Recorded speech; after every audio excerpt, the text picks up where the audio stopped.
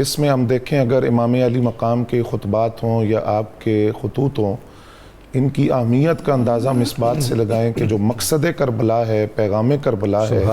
اور جو اسباب کربلا ہیں قیامت تک کے لیے امت تک جن خطوط نے اور خطبات نے پہنچائے، وہ وہی خطبات اور خطوط ہیں جو امام علی مقام نے سفر کربلا میں مختلف مواقع پر لکھے یا ارشاد فرمائے۔ سبحان اللہ۔ جس وقت امام علی مقام امام حسین رضی اللہ تعالیٰ عنہ سے بیعت طلب کی گئی تو لفظ یہ لکھے گئے گورنر مدینہ کو، فَخَذَا حُسَيْنَ وَعَبْدُاللَّهِ ابن عمر وعبداللہ ابن زبیر،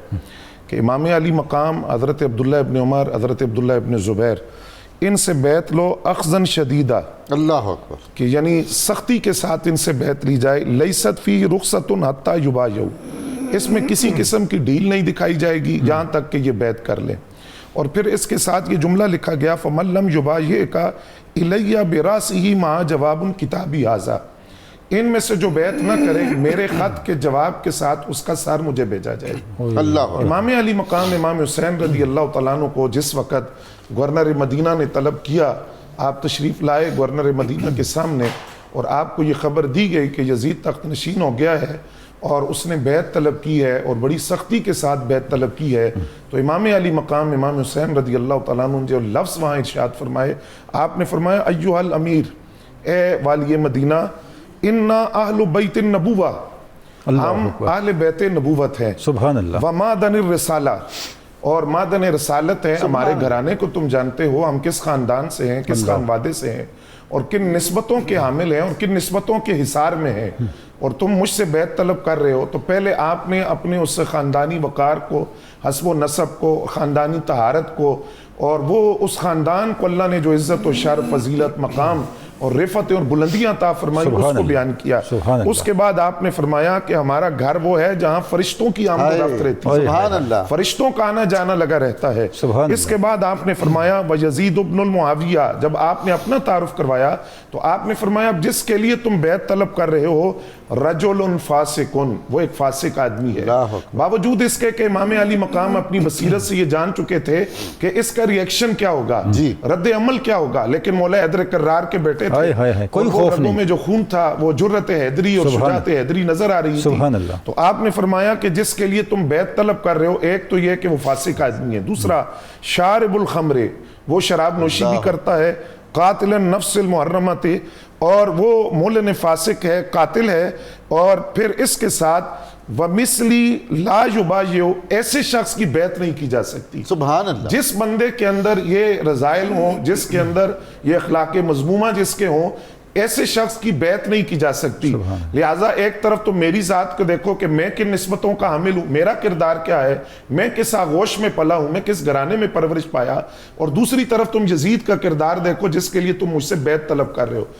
اچھا، اسی موقع پر آپ نے 3 باتیں امت کے سامنے واضح کر دی۔ فرمایا کہ میں ایسے حاکم کی بیعت کروں گا جس میں یہ 3 باتیں ہوں، العامل بالقرآن، وہ قرآن مجید پر عمل کرنے والا ہو، القائم بالقسط، عدل کا نظام قائم کرے، الحافظ لحدود اللہ، وہ حدود اللہ کی حفاظت کرنے والا ہو۔ تو تم بتاؤ کہ ان 3 باتوں میں سے کون سی بات ہے جو یزید میں پائی جاتی ہے؟ کیا وہ قرآن مجید پر عمل کرتا ہے، یا اس نے عدل و انصاف کا نظام قائم کیا، یا وہ حدود اللہ کی حفاظت کر رہا ہے، بلکہ وہ تو حدود اللہ کو پامال کر رہا ہے۔ تو یہ بات جب امام علی مقام نے اس وقت والی مدینہ کے سامنے کہی جس نے آپ سے بیعت طلب کی تھی، تو وہاں آپ کو مروان موجود تھا وہاں، تو مروان نے کہا کہ قرآن مجید کی آیت ہے، اے ایمان والو اللہ کی اطاعت کرو، اس کے رسول کی اطاعت کرو، وَأُولِي الْأَمْرِ مِنْكُمْ، تم میں سے جو حکمران بنائے جائیں ان کی فرما برداری کرو، اطاعت کرو۔ تو امام علی مقام امام حسین رضی اللہ تعالیٰ عنہ نے گویا اپنے اس کردار سے اور خطبے سے بتایا کہ تو قرآن اس کو سکھا رہا ہے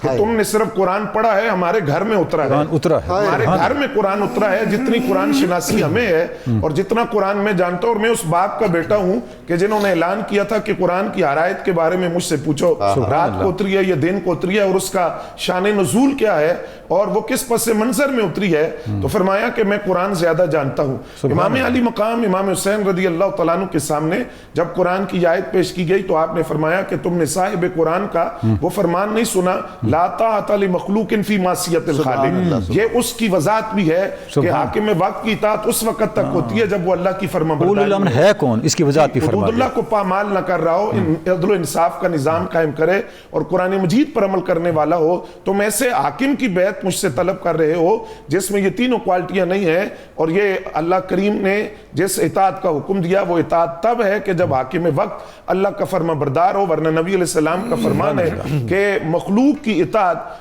उस वक्त लाजिम नहीं होती जब वो खालिक की मासियत में मुब्तला हो, नाफरमानी में मुब्तला हो। तो ये इमाम अली मकाम इमाम हुसैन रदी अल्लाह तआला अन्हु के वो अल्फाज थे। और इसके बाद आपके ये लफ्ज़ बड़े कीमती लफ्ज़ हैं और ये मकसद करबला को भी, और करबला की इब्तिदा यहीं से हो रही है। आपने फरमाया वलाकिन नस्बहु व तस्बहून, अब तुम भी सुबह तक इंतजार करो तो मैं भी करता हूँ। फिर वतंजुरूना व नंजुरू व तंजुरूना, हम भी देखते हैं तुम भी देखो, मैं भी गौर फिक्र करता हूं तुम भी गौर फिक्र करो। अय्युना अहक्कु वल बैअति वल खिलाफा,